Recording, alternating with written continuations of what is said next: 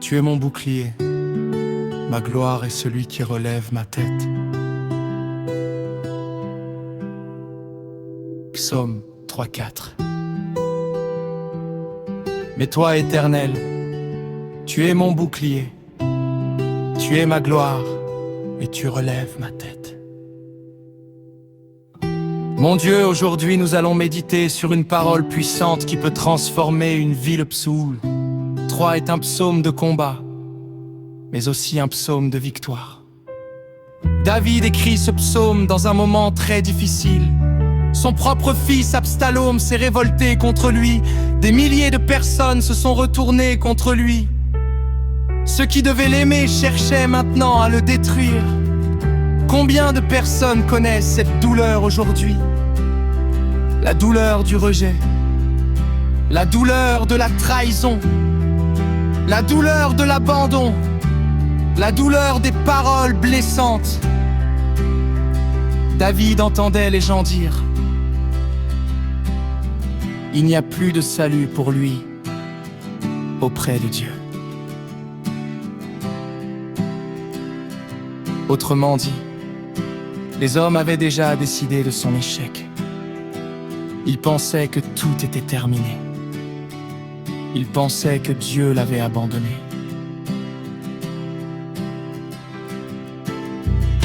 Mais ce que les hommes pensent n'est pas ce que Dieu décide. Aujourd'hui encore, certaines personnes disent peut-être que tu ne réussiras jamais. D'autres disent que ton avenir est détruit. D'autres encore affirment que tes rêves sont impossibles.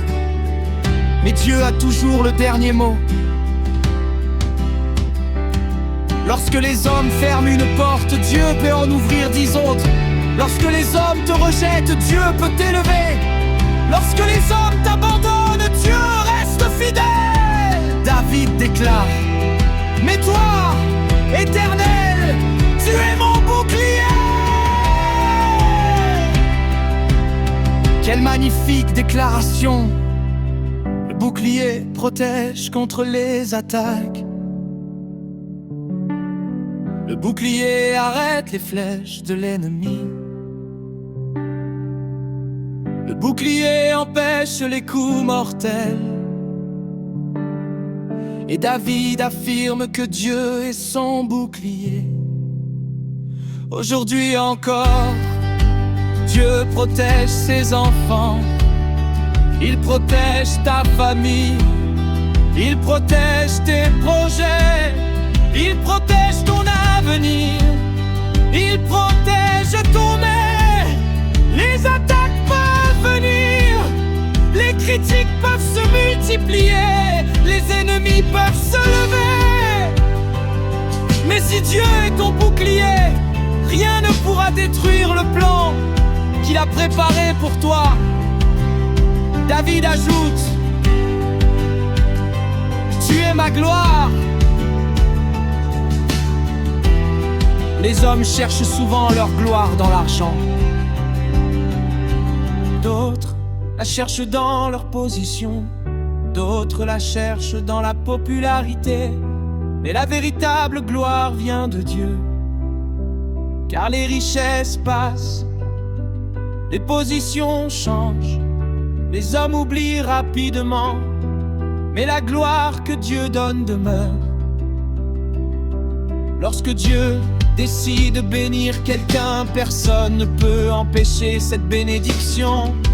Lorsque Dieu décide d'élever quelqu'un, personne ne peut arrêter son plan. Puis David déclare: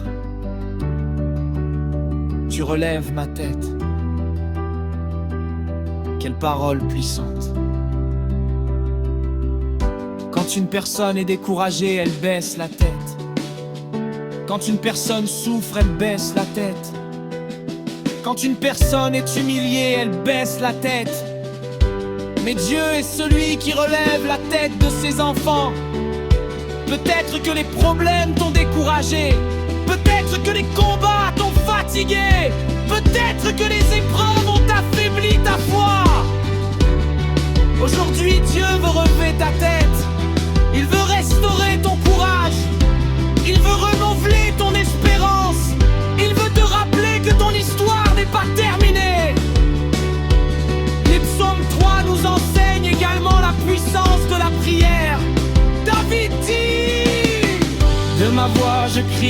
à l'Éternel, et il me répond de sa montagne sainte.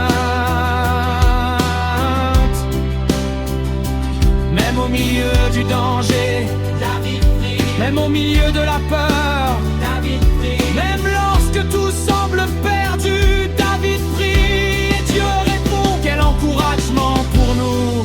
Nos prières ne sont jamais inutiles. Aucune larme n'est oubliée par Dieu. Aucun cri n'est ignoré par le ciel. Dieu entend la voix de ceux qui l'invoquent avec sincérité. Parfois la réponse arrive rapidement, parfois elle prend du temps. Mais Dieu répond toujours selon sa volonté parfaite. David affirme ensuite: je me couche et je m'endors, je me réveille, car l'Éternel est mon soutien.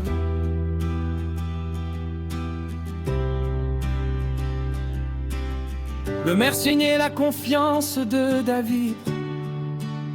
Les ennemis l'entourent, le danger est réel. Pourtant il dort en paix. Pourquoi? Parce qu'il sait que Dieu veille sur lui.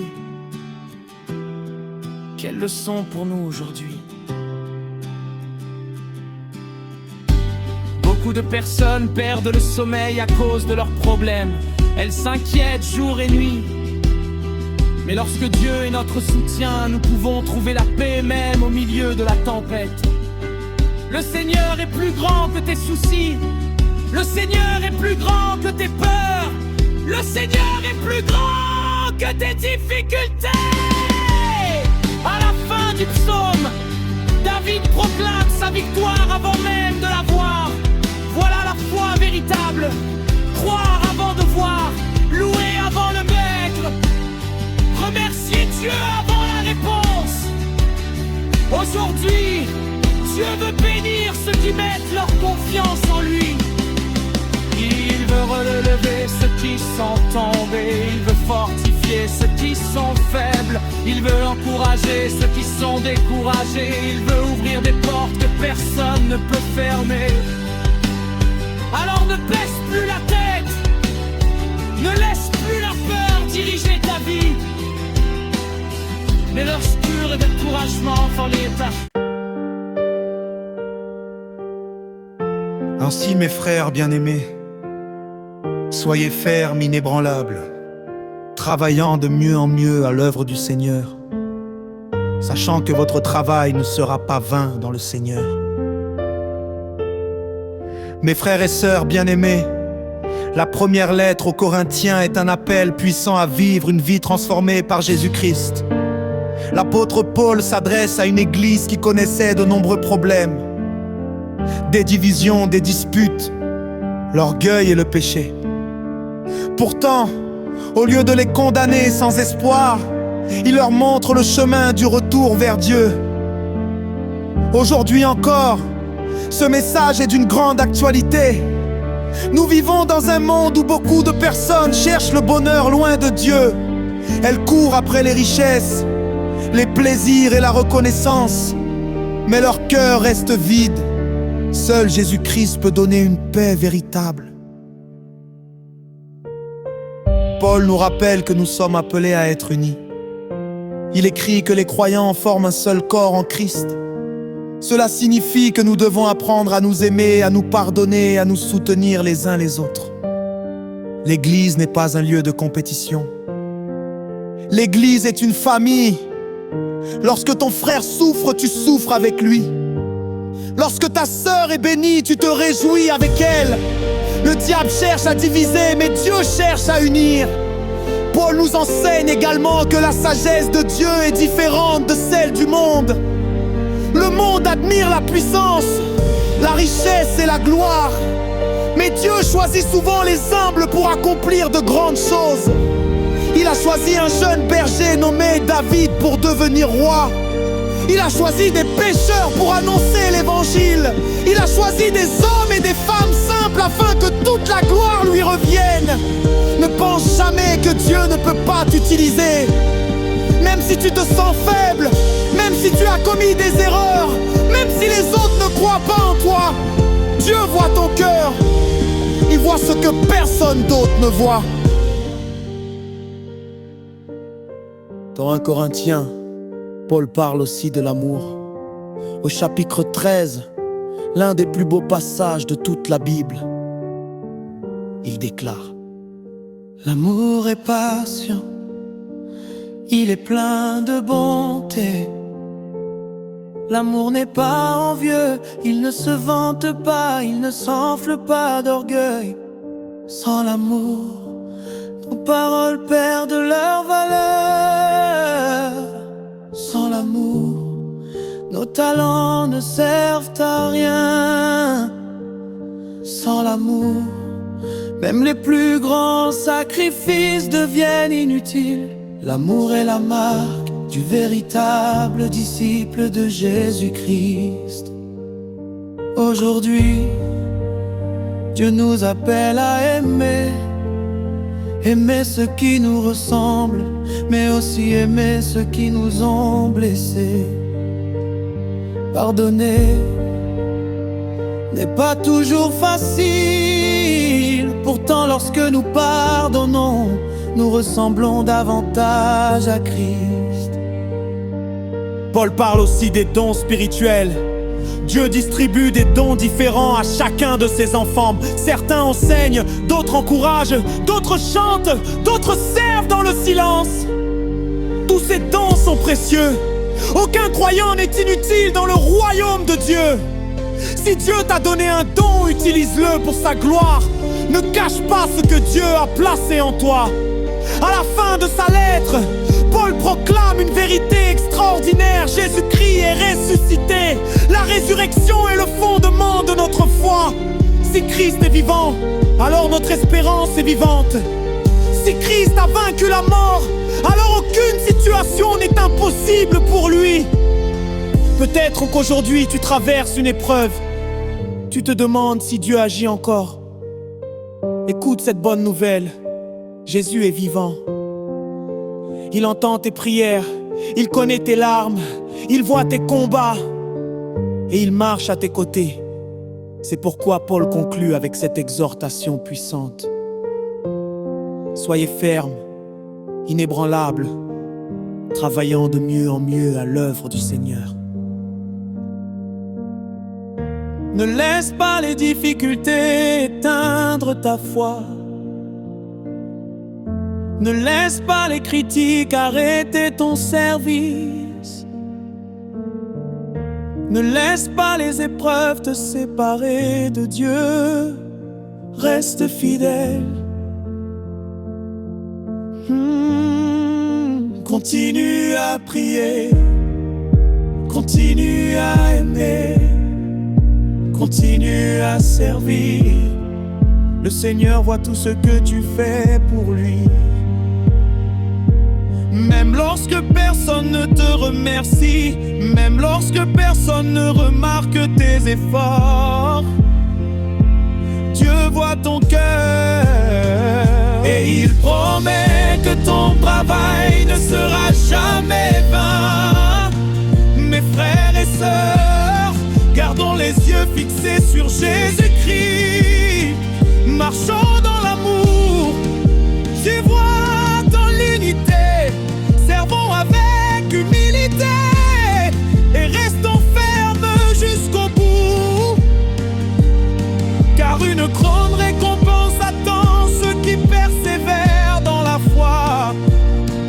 Déclare aujourd'hui avec assurance. Seigneur Jésus, je veux te servir avec fidélité. Donne-moi un cœur rempli d'amour, de patience et de foi. Aide-moi à rester ferme dans les épreuves et à marcher chaque jour selon ta volonté.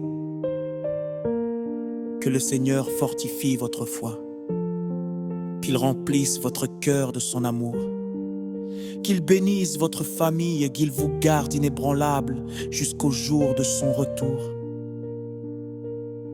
Amen. Alléluia. Amen.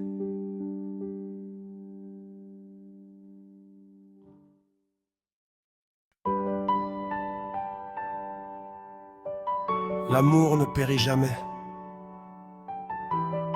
Maintenant donc ces trois choses demeurent: la foi, l'espérance et l'amour. Mais la plus grande de ces choses, c'est l'amour. Mes frères et sœurs, aujourd'hui nous allons parler de la plus grande richesse que Dieu ait donnée à l'humanité: l'amour. Nous vivons dans un monde où beaucoup parlent d'amour, mais peu le pratiquent et réellement les relations se brisent facilement. Les familles sont divisées, les amitiés disparaissent et les cœurs sont souvent remplis de haine, de jalousie ou de rancune. Pourtant, la parole de Dieu nous enseigne que l'amour est le fondement de la vie chrétienne. La Bible déclare: Dieu est amour. Cela signifie que celui qui marche avec Dieu doit apprendre à aimer comme Dieu aime. L'amour n'est pas seulement un sentiment. L'amour est une décision.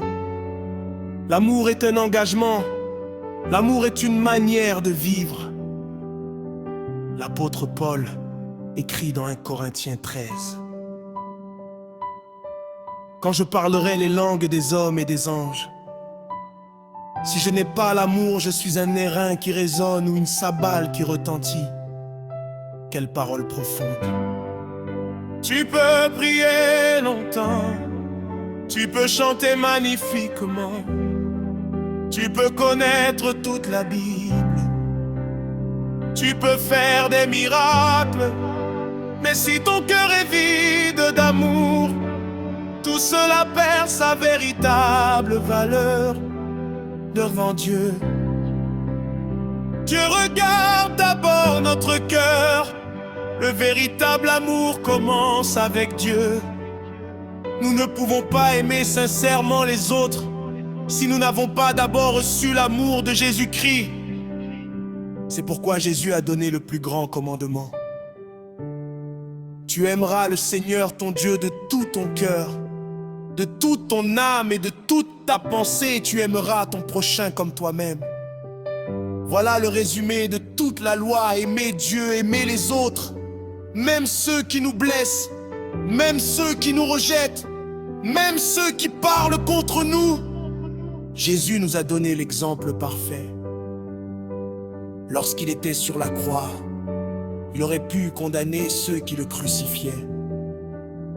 Mais au contraire, il a prié: Père, pardonne-leur, car ils ne savent pas ce qu'ils font. Quel amour extraordinaire! Le véritable amour, c'est pardonner. Le pardon n'efface pas toujours la douleur immédiatement, mais il libère le cœur de la haine et de l'amertume. Beaucoup souffrent aujourd'hui parce qu'ils gardent la colère dans leur cœur. Ils refusent de pardonner. Ils vivent prisonniers de leur passé. Mais Jésus veut nous rendre libres. L'amour guérit les blessures. L'amour réconcilie les familles. L'amour restaure les relations. Paul décrit ensuite les qualités de l'amour. L'amour est patient. Dans un monde où tout va vite, Dieu nous appelle à être patients. L'amour est plein de bonté. Un sourire, une parole d'encouragement, un geste de compassion peuvent changer la journée d'une personne. L'amour n'est pas envieux. Lorsque Dieu bénit ton frère ou ta sœur, réjouis-toi avec eux. Car le Dieu qui les bénit est aussi capable de te bénir. L'amour ne cherche pas son intérêt. Le véritable amour pense au bonheur des autres. Il sert sans attendre une récompense. Il donne sans calculer. Aujourd'hui, notre société nous pousse souvent à penser uniquement à nous-mêmes. Mais Jésus nous enseigne le contraire.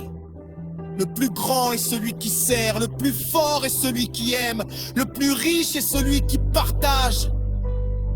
L'amour transforme les vies. Une famille remplie d'amour devient un refuge. Une église remplie d'amour devient une lumière. Un cœur rempli d'amour devient un témoignage vivant de la présence de Dieu. L'amour est plus fort que la haine. L'amour est plus fort que la vengeance. L'amour est plus fort que les divisions. Même lorsque tout semble perdu, l'amour de Dieu peut encore restaurer ce qui était brisé. Peut-être qu'aujourd'hui ton cœur est blessé. Peut-être que quelqu'un t'a profondément déçu. Peut-être que tu as perdu confiance. Le Seigneur t'invite à déposer cette douleur entre ses mains. Son amour est capable de guérir les blessures les plus profondes. Il est capable de restaurer les couples. Il est capable de réconcilier les familles. Il est capable de renouveler ton cœur. À la fin de ce magnifique chapitre, Paul déclare: l'amour ne périt jamais. Les richesses passeront. La beauté passera. La célébrité passera. Les succès de ce monde passeront. Mais l'amour de Dieu demeure éternellement.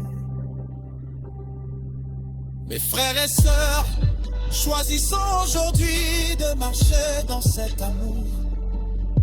Aimons sans hypocrisie. Pardonnons comme Christ nous a pardonné. Servons avec humilité. Encourageons ceux qui souffrent. Portons les fardeaux les uns des autres. Et que notre vie reflète l'amour de Jésus-Christ. Déclarons avec foi: Seigneur, remplis mon cœur de ton amour. Apprends-moi à aimer comme tu m'as aimé. Donne-moi un esprit de pardon, de patience et de bonté. Que ma vie soit un témoignage vivant de ton amour, ton remords. Que le Seigneur blesse.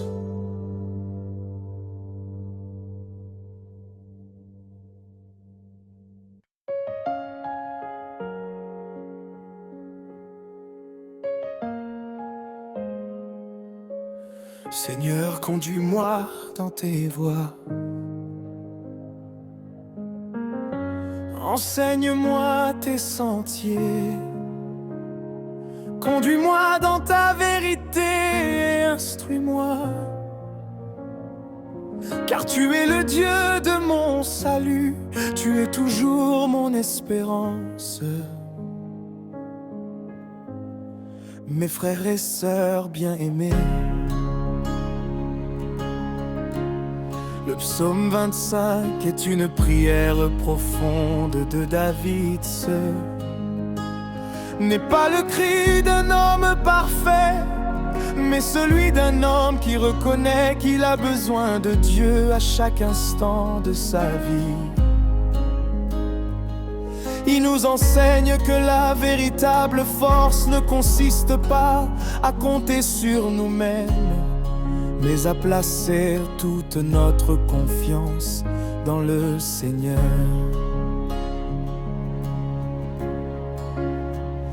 Nous vivons dans un monde où chacun veut suivre son propre chemin. Beaucoup prennent des décisions sans consulter Dieu. Pourtant les chemins de l'homme peuvent conduire à la déception, tandis que les voies de Dieu conduisent toujours à la vie. David commence son psaume en disant: Éternel, j'élève à toi mon âme. Et quelle magnifique déclaration! Avant de demander une bénédiction, David élève son cœur vers Dieu. Il reconnais que son secours ne vient ni des hommes, ni de ses richesses, ni de son intelligence, mais uniquement du Seigneur. Aujourd'hui encore, Dieu nous invite à lever les yeux fleuris lorsque les problèmes deviennent trop lourds, lorsque les larmes remplissent nos yeux, lorsque les portes semblent fermées, Dieu reste fidèle. Mon Dieu, en toi je me confie, que je ne sois pas couvert de honte. La confiance est le fondement de la foi.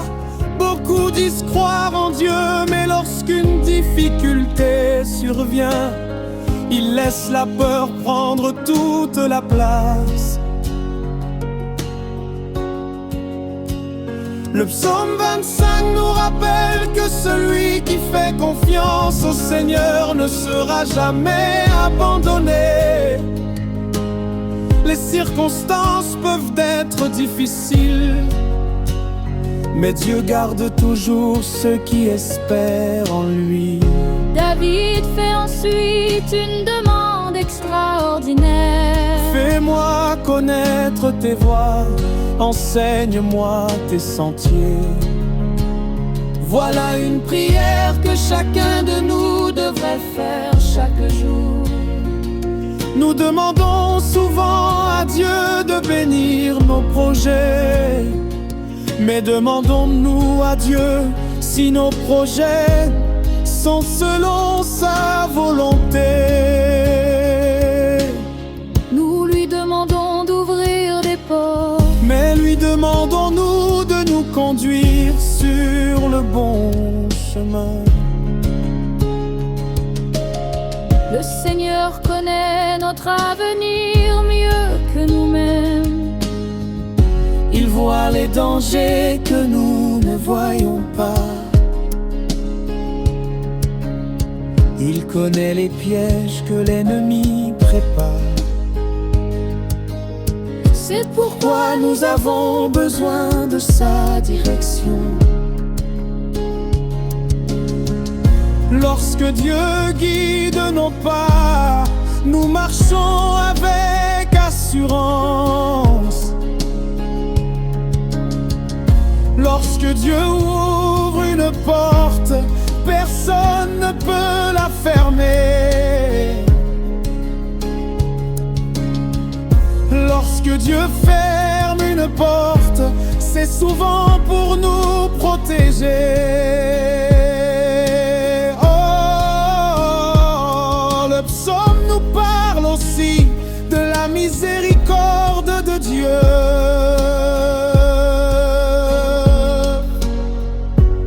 Ne te souviens pas des fautes de ma jeunesse, ni de mes transgressions. Souviens-toi de moi selon ta miséricorde. Quelle espérance pour chacun de nous! Nous avons tous commis des erreurs. Nous avons tous péché. Nous avons tous des regrets. Mais notre Dieu est un Dieu de pardon. Lorsque nous venons à lui avec un cœur sincère, il efface nos fautes, il ne nous condamne pas. il nous relève, Il nous restaure,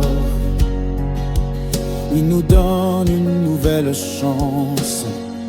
Le psaume 25 nous révèle également le caractère de Dieu. l'Éternel est bon et droit. Notre Dieu est fidèle. Il ne ment jamais, il ne change jamais. Ses promesses demeurent pour toujours. Même lorsque nous ne comprenons pas ses plans, nous pouvons qu'il agit pour notre bien.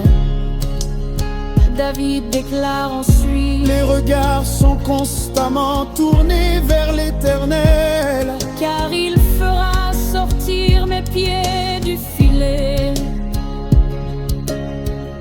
Combien de pièges existent aujourd'hui?